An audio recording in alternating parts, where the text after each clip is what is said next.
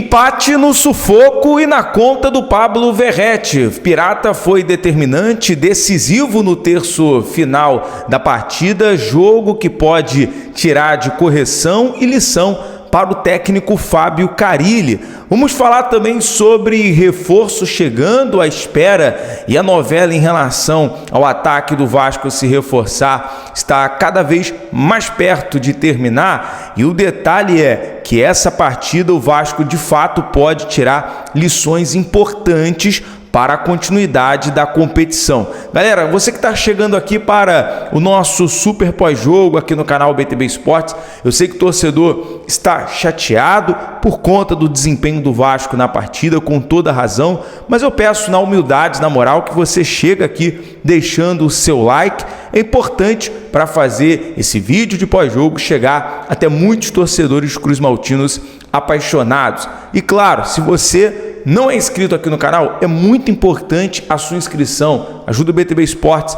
a chegar à marca dos 310 mil inscritos. Nós vamos repercutir bastante durante a semana a coletiva do técnico Fábio Carille, vai estar sendo ali reprisado pela Vasco TV. Só um detalhe para você ter uma noção: no estádio Kleber Andrade, a internet ali na parte da coletiva não funciona 100%, por isso não tivemos como realizar a transmissão. Mas para adiantar aqui, vamos falar bastante sobre a partida, vamos falar também sobre reforço chegando, que está encaminhado aí o acerto e pode solucionar essa questão, esse problema tático que o técnico Fábio Carille precisa ajustar. Mas tirando detalhes dessa partida de hoje, principalmente no início, nos primeiros 25 minutos até a primeira parada técnica, um jogo muito picotado, um jogo onde o Vasco demonstrou, não só nos primeiros 25 minutos, mas também na segunda etapa,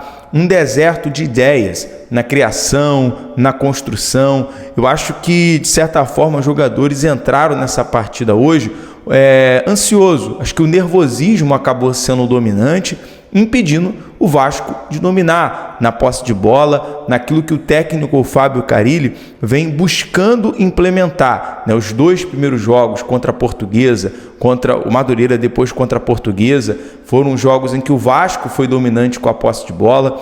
Teve a vitória também sobre o Maricá por 1-0. E agora, galera, se a gente for pegar no contexto da situação, a equipe do Volta Redonda, se tratando de equipes de baixo investimento, é um desafio maior, porque é uma equipe que atua, está na Série B do Campeonato Brasileiro, é uma equipe que está na linha de frente da competição, acaba chegando a 13 pontos, mantendo-se líder do campeonato, e o Vasco em segundo lugar. O Vasco perdeu a oportunidade de conseguir terminar o final de semana como líder isolado do campeonato. E dentro dessa situação, apesar de hoje ser uma partida para se esquecer do Vasco, uma atuação pífio, principalmente do setor defensivo, que a gente vai pontuar, vai conversar aqui, mas é um detalhe que você pode utilizar essa partida como uma partida para você recalcular a sua rota, para você ver pontos para você corrigir,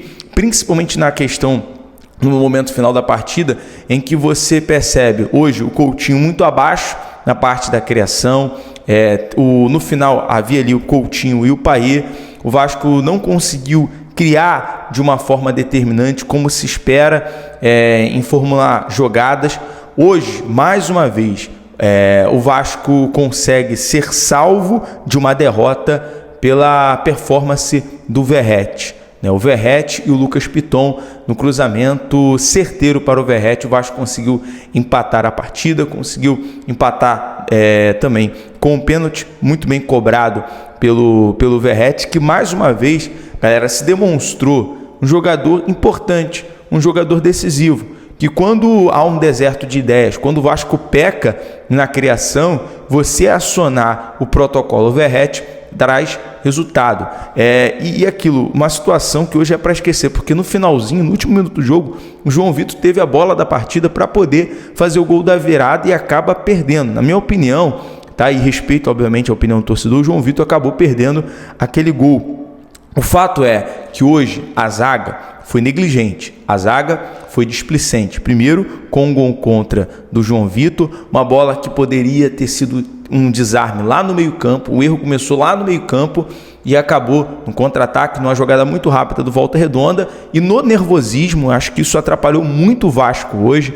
O campo também, a condição do gramado muito ruim, a arbitragem também muito mal, sabe? Não estou gostando dos árbitros nesse início de campeonato carioca. Acho que está deixando também muito a desejar, atrapalhando muito as partidas, o desenvolvimento das partidas. Mas eu acho que a arbitragem não é o fator determinante. Eu acho que o campo atrapalhou, o nervosismo dos jogadores também atrapalharam, que acaba culminando no gol contra do João Vitor, numa bola errada, né, numa tirada errada do Lucas Oliveira no segundo gol, a ponto de o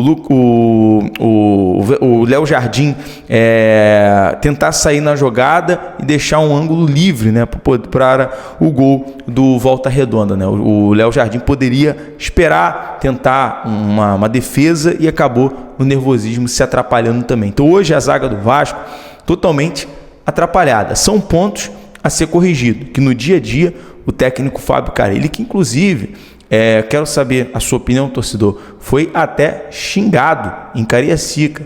Ele, Coutinho, foi vaiado. É uma situação que muitas das vezes o torcedor ali na emoção de ver o seu time perdendo na ocasião, acaba agindo no nervosismo e expondo aquela situação. Mas hoje é uma partida por Carille assistir novamente e corrigir esses pontos que faltou para o Vasco ser dominante. Hoje, o sistema tático do Vasco, o sistema que o Carille tenta implementar em relação à posse de bola, não funcionou, e o Vasco enfrentou um time que, se tratando dos times de menor investimento, é um time que acaba propondo mais dificuldades. O Volta Redonda está um nível acima dos demais. Eu fico imaginando o Vasco agora num clássico, contra o Fluminense, por exemplo, no jogo no Mané Garrincha. Vai ter clássico contra o Flamengo, contra o Botafogo. Então esse time tem que se preparar para poder... Eu acho que esse jogo hoje, para você observar os pontos negativos e realizar essas correções, em virtude de saída de bola, em virtude da formação tática, em virtude também das substituições. Hoje, por exemplo, ele não utiliza a substituição do Maxime, que quando entra no segundo tempo, dá uma dinâmica melhor para o meio de campo do Vasco, embora alguns jogadores estavam também nesse nervosismo, né, a flor da pele. E outra coisa que acabou sendo ruim no jogo de hoje foi o Paulo Henrique, né? O Paulo Henrique teve desempenho muito bons nos últimos jogos, fazendo gols, acabou sentindo ali a parte posterior da virilha. A gente vai ter informação amanhã do DM do Vasco. Prometo no vídeo de amanhã cedinho trazer informações para você em relação ao PH, tá bom, torcedor? Vamos falar aqui agora sobre reforço chegando, mas deixa aqui a sua análise, deixa aqui a sua opinião. A gente vai estar lendo os comentários, vai estar debatendo nos próximos vídeos também. Trazer a sua opinião aqui é sempre bem-vindo e importante para a gente poder falar nos vídeos. É bom esse lado do torcedor. Aqui o torcedor Cruz Maltino tem voz.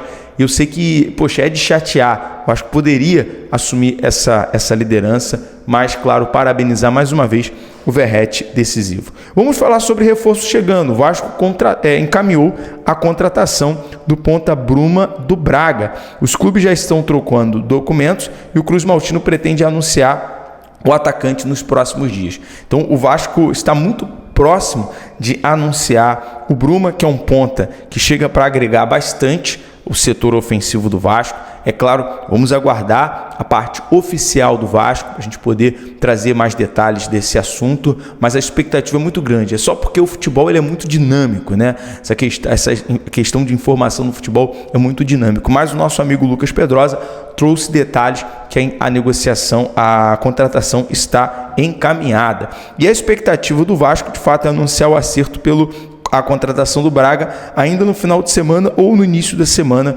até mesmo para poder espantar qualquer tipo de concorrência. Uma contratação comemorado. Eu acho que o Bruma ele chega para ser titular, é um jogador que vem de 13, tem feito 13 gols, 8 assistências, 31 jogos, é um jogador que vem sendo destaque no futebol português. Ele que é português, né?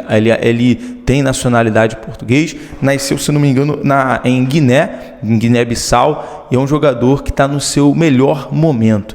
Então, galera, tendo mais detalhes dessa negociação, a gente vai trazer mais novidades para você amanhã sobre o mercado da bola. Aí talvez você pergunte, John, como é que fica? O Vasco fechando com o Braga, vai trazer mais jogadores? A gente está nessa apuração. Amanhã também eu trago mais informações para você sobre mais jogadores que o Vasco está interessado para contratar ainda nessa janela. Galera, obrigado você que acompanha até o final, mas a gente também vai interagir bastante com a coletiva do técnico Fábio Carille. Mais uma vez eu repito, a gente não tem como retransmitir porque a internet em Cariacica é muito ruim, né? Ali na sala de coletiva, e a gente vai aguardar a Vasco TV, tá bom? BTB Esportes em todos os lugares. Um abraço, até o próximo vídeo.